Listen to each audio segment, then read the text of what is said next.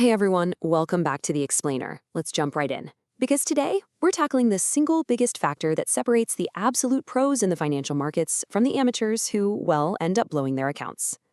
We're talking about building a rock-solid trading plan. Look, long-term success in trading, it doesn't come from a lucky guess. It doesn't come from some secret algorithmic indicator, and it absolutely doesn't come from sitting in a dark room, staring at flashing red and green candles until your anxiety just peaks. The reality is, trading without a plan is just a constant state of panic. You know the feeling. You watch a position dip into the red, your heart starts racing, you panic sell, and then you watch it instantly reverse and shoot right back up. To survive that psychological gauntlet, you need a structured, bulletproof operating manual. You need a system that does the heavy lifting for your brain. So I've got to ask you a slightly uncomfortable question right out of the gate. Are you actually trading, or are you just gambling? It's tough to admit, but our brains are literally hardwired to crave the rush of gambling.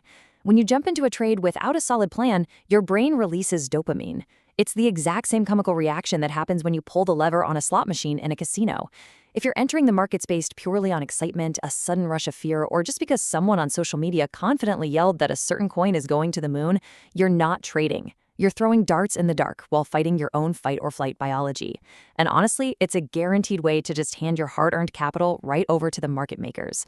Okay, let's dive into this and look at the stark contrast between these two mindsets. A gambler relies entirely on luck. They act impulsively based on how they feel in that exact moment, and they completely ignore risk management because they're totally blinded by the fantasy of a massive payout. They're strapping themselves into this roller coaster of emotional chaos. Now, a professional trader, they operate in a completely different universe. They use structured analyses, they follow predefined, strict rules that they wrote when their mind was calm and clear.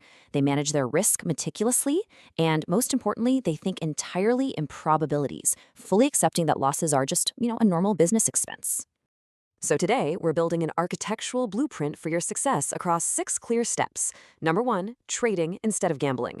2, setting your goals and markets. 3, creating your entry rules. 4, mastering risk management. 5, building smart exit strategies. And 6, journaling for continuous improvement. All right, step 1, trading instead of gambling, the blueprint. Your trading plan is your ultimate blueprint.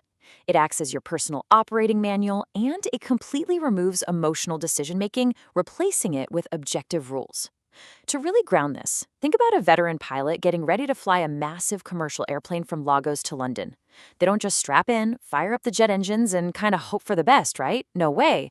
They run through a rigorous pre-flight checklist. They check the weather, they calculate the fuel down to the exact gallon, and they review emergency safety protocols. Why? Because the preparation is what keeps everyone alive. Mistakes in the air are incredibly costly. Well, the financial markets work exactly the same way. Structure and intensive planning eliminate dangerous guesswork and protect your capital from a catastrophic crash. Moving on to step 2, setting goals and markets, the foundation. Before we can start earning consistently, we absolutely need to know where we're going. Beginners almost always make the catastrophic mistake of focusing purely on the money, like their only goal is making $1 million by tomorrow afternoon. But professionals, they set 3 distinct, highly attainable types of goals to ensure steady improvement. First up, financial goals, like simply preserving your starting capital during that super volatile first year. Second, educational goals, such as committing to truly understanding how supply and demand zones work before you place a single live trade. And third, behavioral goals. Honestly, these are usually the hardest. A behavioral goal might be promising yourself that you'll literally shut down your computer and walk away after taking 2 consecutive losses, which completely neutralizes the urge to revenge trade. And when it comes to choosing what to trade, intense focus is your absolute best friend. Think about it like this. Imagine a medical student trying to become a cardiovascular surgeon, an orthodontist, a clinical pharmacist, and a veterinarian all at the exact same time. It's completely impossible. The sheer volume of competing information would break them. Yet new traders do this every single day. They bounce frantically from cryptocurrency to forex pairs to gold to tech stocks all within an hour. The real secret? Pick just one market and one style, like focusing exclusively on swing trading crypto, and master it to avoid that overwhelming, paralyzing confusion. Okay, step 3, creating your entry rules, the walls and doors. Building the walls and doors of our blueprint means establishing strict entry rules. This acts as a ruthless filter, so we only enter the market based on solid evidence, not a sudden panic of missing out. For example, a pro might demand that 4 specific things happen in sequence. 1. The overall market must be in an upward trend. 2. The price must pull back, which is just a temporary, healthy dip. 3. That dip has to hit a previous support level, essentially a floor where buyers usually step in. And 4. Wait for candlestick confirmation, a visual cue showing buyers are officially in control.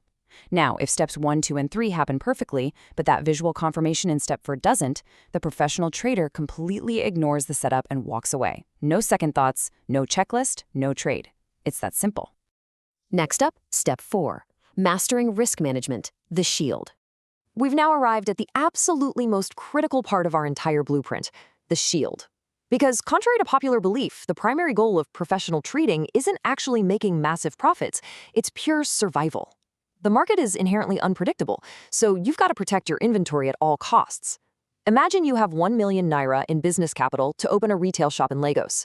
Would you spend every single penny of that hard-earned money on a single, unproven product just because some guy down the street told you it might sell well? Of course not. That is terrible business logic that quickly leads to ruin. Every trade is just a business transaction. Risking your entire account on one trade is the absolute fastest way to go completely bankrupt. So the crucial point is, how do we protect that inventory? It all comes down to this golden number right here, 1%. As a beginner, you should never, ever risk more than 1 to 2% of your total account balance on any single position. And hey, this isn't a guess. It's a strict mathematical calculation. You do this by calculating your exact position size based on where you place your stop loss, which is your automatic emergency exit. That calculation ensures that even if the trade completely blows up in your face, you only lose a tiny, insignificant fraction of your overall money. You survive to trade another day. And this brilliantly illustrates what happens when you follow or ignore that rule. Imagine 2 traders navigating a brutal market environment. We've got Trader A, who recklessly risks 20% of their account per trade, and Trader B, who meticulously risks just 1%. Let's introduce something called sequence of returns risk, basically a severe string of bad luck. After 5 consecutive losses, which is a drawdown period that happens to literally every trader eventually, Trader B safely survives. Their losing streak leaves their capital almost entirely intact, down only 5%. They can easily bounce back. But Trader A? They've evaporated nearly 70% of their account. Mathematically, they now need an impossibly massive percentage gain just to get back to zero. They're facing total destruction. Risk management isn't just a defensive tactic. It's your ultimate survival shield. Moving right along to step 5, building smart exit strategies. The roof. Let's put the roof on our house by building smart exit strategies. Look, getting out of a trade safely is just as important, if not way more important, than getting in perfectly. To exit smartly, we need to master the risk-reward ratio. This is a simple mathematical calculation comparing the exact predefined risk of a trade against its potential reward. Professionals always ask themselves this before touching the buy button. If I'm risking exactly $100 on this setup, does the market structure realistically allow me to make $200 or $300 before hitting major resistance? Let's look at the math here, because this is where the biggest psychological paradigm shift happens for beginners. With a solid 1 to 2 risk-reward ratio, meaning you risk $5,000 to make $10,000, you only need a 50% win rate to be a highly profitable trader. Let's say you take 10 trades. 5 losers cost you $25,000. 5 winners make you $50,000. You walk away with a net profit of $25,000 despite being completely wrong half the time. This realization offers massive psychological relief. You don't need a magical crystal ball, and you don't need to win every single trade to succeed. You can be wrong constantly, and as long as you have smart asymmetrical exits, you're still going to grow your wealth. And finally, step 6, journaling for continuous improvement, the engine room. We've reached the engine room of our blueprint. Professional traders treat their operation exactly like a massive corporate business, conducting a rigorous internal audit. And they do this through journaling. Now, what's really interesting about this slide is how tracking everything changes the game. When you start tracking not just the asset and the risk, but your emotional state and the specific lessons learned, something fascinating happens. Hidden behavioral patterns begin to jump right out of the data. You might discover that you always lose money when you try to trade the chaotic volatility of major news events. Or you might realize you only take terrible, low-probability setups when you're bored on a Friday afternoon. The journal acts as a mirror. It shows you exactly where your own internal biases are costing you money. This quote really hits the nail on the head. A trader without records is operating blindly. Ignoring performance reviews means you are actively avoiding improvement. So many people view losing trades as failures to be ashamed of and quickly forgotten. But if you document them, those losses transform into highly valuable pieces of data. You basically paid the market a tuition fee to learn that lesson, so you better write it down and use it to figure out exactly what not to do next time. Let's move to and see how this builds into the ultimate professional framework. When we step back and look at our completed house, it's all there. By intentionally combining your core objectives, hyper-focusing on a single market, using a strict entry checklist, respecting tight 1% risk limits, maintaining a 1 to 2 risk-reward exit strategy, and conducting a meticulous journal review, you completely replace chaotic guesswork with cold, hard consistency. It's a total lifestyle shift. The paralyzing uncertainty just vanishes because your plan already has all the answers pre-written.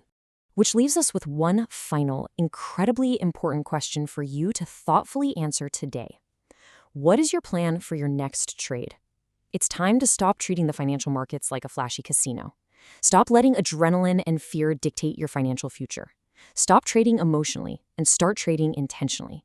Build your blueprint, protect your capital with your life, and execute your plan. Thanks so much for joining me on this explainer, and I'll catch you on the next one.